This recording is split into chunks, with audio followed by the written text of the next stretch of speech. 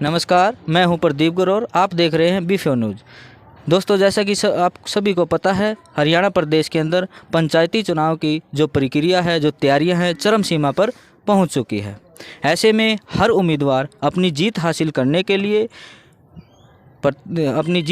करने के लिए लोगों के पास घर घर जा कर के जो है वोट की अपील कर रहा है और बड़ी बड़ी घोषणाएँ कर रहा है। ऐसे में हम पहुँचे हैं गोहाना ब्लॉक में दयानंद कश्यप जी के पास में। आओ चलते हैं, इन्हीं से बात करते हैं, इनके क्या कुछ प्रमुख मुद्दे रहेंगे और सरपंच बनने के बाद इनके क्या कुछ कार्य रहेंगे। नमस्कार सर। नमस्कार, सभी साथियों को मेरा बहुत बहुत नमस्कार। जी दयानंद जी, हम आपसे चर्चा में बातचीत करना चाहेंगे। जैसे कि आप सरपंच बन जाओगे, सबसे पहले आपकी काम करने की जो प्राथमिकता है वो क्या रहेगी? मैं सभी साथियों को विश्वास दिलाना चाहता हूं कि अगर सभी साथी मुझे मौका देते हैं और मैं सरपंच चुना जाता हूं, तो सबसे पहली मेरी प्राथमिकता जो है वो ये है कि मेरा गांव हरा भरा और स्वच्छ गांव बने। और उसके लिए मुझे जो जो कार्य करने पड़ेंगे उनकी मैं थोड़ी सी डिटेल देना चाहूँगा कि हमारे गांव में पीने के पानी की और दूसरे पानी की बड़ी समस्या है। वो सबसे पहले जो पानी की समस्या है, मैंने उसी को हल करना है। उसके बहुत से तरीके हल करने के, वो हम बाद में डिसाइड करेंगे। और स्वच्छ गांव बनाने के लिए घर घर कूड़ा उठाने की प्रक्रिया होगी। और मैं इस गांव को ऐसा बनाना चाहता हूं कि जैसे शहर होता है उसमें लाइट भी होती है गलियों में और पानी रोज़ाना आता है, यहाँ वो सुविधा नहीं है गांव में अभी भी। और सीवर सिस्टम मेरी एक प्राथमिकता है। और मैं चाहता हूँ अपने गांव में एक वाईफाई की सुविधा भी हो, ताकि सभी जो भाई आजकल जो नई टेक्नोलॉजी से जुड़े हुए हैं, तो उसमें मैं चाहता हूँ कि उन सभी बच्चों को एक सुविधा वाईफाई की मिले, तो उसमें अच्छी उनको एजुकेशन में सहारा मिलेगा और दूसरे उसमें वो रोज़गार में भी मददगार होगा। दयानंद जी ने पहले से ही अपने दिमाग में सारे काम करने की जो प्रक्रिया है वो सोच रखी है। जैसे कि आप घर घर में जा रहे हों, बड़े बुजुर्गों का आपको कैसा सहयोग, कैसा आशीर्वाद मिला होगा? जैसे जैसे मैं गांव में चुनाव कैंपेन में गया हूं, तो मुझे बहुत से लोगों ने ये कहा है कि भाई आप गांव में आए हो और गांव में ही रहोगे। तो हमें इस बात की बहुत खुशी हुई कि भाई आप जैसे इंसान शहर को छोड़कर गांव में आए हैं, तो ये हमारे लिए बहुत खुशी का विषय है। और हम आपको ज़रूर मौका देंगे इस जिम्मेदारी को संभालने के लिए। आपके गांव में और भी कैंडिडेट होंगे, तो इसमें आप अपना किसको प्रतिद्वंदी मानते हैं? मेरे गांव में सरपंच पद के उम्मीदवार काफ़ी हैं और मैं तो किसी भी कैंडिडेट को कम नहीं आंकता हूं और सारे ही मेरे प्रतिद्वंदी हैं। और मैं किसी एक का नाम नहीं लेना चाहता कि भाई मेरे सारे प्रतिद्वंदी हैं जो भी चुनाव लड़ रहे हैं। बिल्कुल। हाँ जी, ठीक है जी, बहुत अच्छा, बहुत अच्छी सोच यहाँ बताई है दयानंद जी ने। तो जैसे कि खेल के क्षेत्र में और स्वास्थ्य के क्षेत्र में आपका क्या विचार है सर? खेल के क्षेत्र में मेरा पहला ही जो हमारे पिछली पंचायत थी, उन्होंने स्टेडियम के लिए ग्रांट भी मंजूर करा ली है, लेकिन उसका निर्माण हो रहा है। उस स्टेडियम को हम पूरा करवाएंगे ताकि बच्चों को और गांव के नौजवान साथियों को खेलने की सुविधा मिले। और दूसरी जो है कि भाई स्वास्थ्य की सुविधा, हमारे गांव में एक छोटी डिस्पेंसरी है, उसको हम बड़ा आकार देके पीएचसी बनवाना चाहेंगे, ताकि भाई गांव के लोग जो बीमार हो जाते हैं और उनको दूर ना जाना पड़े और उनको नज़दीक में स्वास्थ्य के लिए सारी सुविधाएं मिले। लाइब्रेरी की सुविधा है जी गाँव में? लाइब्रेरी की और कम्युनिटी हॉल की सुविधा बिल्कुल नहीं है हमारे गांव में। और मैं चाहता हूं कि भाई ये दोनों सुविधाएं, लाइब्रेरी की भी सुविधा और पूरे गांव में जो आजकल शादियां वगैरह होती है, दूसरे प्रोग्राम होते हैं, उनके लिए कम्युनिटी हॉल भी होना चाहिए।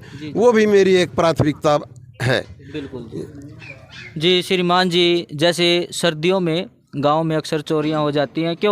क्योंकि सर्दी का मौसम होता है, अंधेरा हो जाता है, चोरियां होने की आशंका होती है।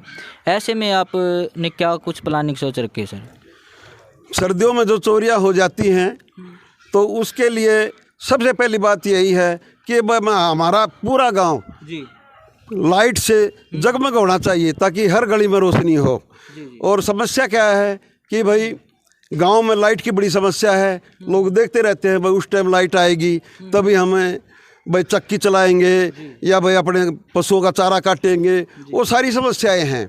उसके लिए मेरे दिमाग में एक स्कीम है कि भाई आजकल गवर्नमेंट की तरफ से एक स्कीम है कि भाई सोलर सिस्टम लगाया जाए। सोलर सिस्टम हम अपने गांव में अपनी पंचायती ज़मीन में लगाकर और सस्ते दामों पर अपने गांव के जो हमारे निवासी हैं सभी को सस्ते दामों पर हम बिजली उपलब्ध करा सकते हैं, जो कि 24 घंटे बिजली रहेगी। जी जी, बहुत अच्छा जी, बिल्कुल। तो इसमें सर आपको ईवीएम मशीन में आप अपने ग्रामवासियों को बताएं हमारे चैनल के माध्यम से कौन से नंबर पे है। हाँ, जो मेरा चुनाव चिन्ह है वो है नारियल का पेड़, और मैं इस नारियल के पेड़ को बड़ा सौभाग्यशाली मानता हूँ। थोड़ा मेरी धर्म में भी आस्था है। मैं जैसे माता रानी का व्रत रखते हैं उसमें नारियल का भोग लगाया जाता है, और नारियल का पेड़ ही मुझे चुनाव चिन्ह मिला है। इसके लिए मैं अपने आप को सौभाग्यशाली मानता हूँ। जी, हम भी आपके अच्छे भविष्य के लिए कामना करते हैं। बहुत अच्छा बता, क्या कहना चाहोगे इनके कार्यकाल में, जैसे कि क्या कुछ नया हो सकता है? दयानंद जी बहुत ही मेहनती हैं। इन्होंने जैसे नौकरी क्लर्क पद से मैनेजर पद पर पहुंचे हैं, बहुत मेहनत की है, और इनके अंदर ऐसा कोई अवगुण नहीं है। दारू सुल्फा बीड़ी इन नशे के लिए लोगों के दिल में दर्द होता है सर। और ये पानी सीवर लाइन, और हम है ना, हम इनको पूरे 5 साल तक इनके साथ रहकर काम कराएंगे और गांव को नंबर 1 बनाएंगे। पिंक सिटी बनाने का हमारा एक सपना है। हम खेल और स्कूलों पर पूरा ध्यान देंगे। हम पहले भी देते थे, अब भी पूरा ध्यान देंगे। हमें अपने भाई दयानंद जी का साथ मिला है। हम तन मन धन से इनको पूरी, हमें जी नींद तो ही नहीं आती है। मैं तो 8 यानी कि सुबह 4 बजे उठ जाता हूँ और तन यही लगाता रहूँ कैसे बने। देखो जी, कितने गांव के लोग यहाँ इनको समर्थन कर रहे हैं। यहाँ पे कोई पैसे देकर बुलाई हुई भीड़ नहीं है, कोई किसी प्रकार का कोई लालच देकर नहीं बुला रखे हैं। सभी अपने दिल से जुड़े हुए हैं। सभी का कितना सहयोग और समर्थन मिला हुआ है इनको, आप देख सकते हो। रोक दो। दयानंद जी कश्यप सरपंच पद के उम्मीदवार हैं, तो इसमें आप इनको कितना सहयोग और कितना समर्थन करते हो जी? ये तो जो है 1 साल पहले हमारी बातचीत हो चुकी थी जी। हमारे भाई साहब ये रिटायर हो चुके हैं। हाँ जी। और अब शहर से भी हम तंग आ चुके हैं। हाँ जी। गांव में हमने रहना है जी। गांव में रहना है तो हमने कुछ करके दिखाना है। बिल्कुल जी। तो फिर ये कश्यप समाज के जिलाध्यक्ष तो पहले ही हैं, प्रेसिडेंट हैं। तो ये हमने प्लानिंग की है कि भाई हम गांव में रहेंगे तो कुछ ना कुछ कार्रवाई करेंगे, तो यही पंचायत इलेक्शन को फाइट करेंगे हम। बिल्कुल, तभी हमारा रहने का ठिकाना बन जाता है।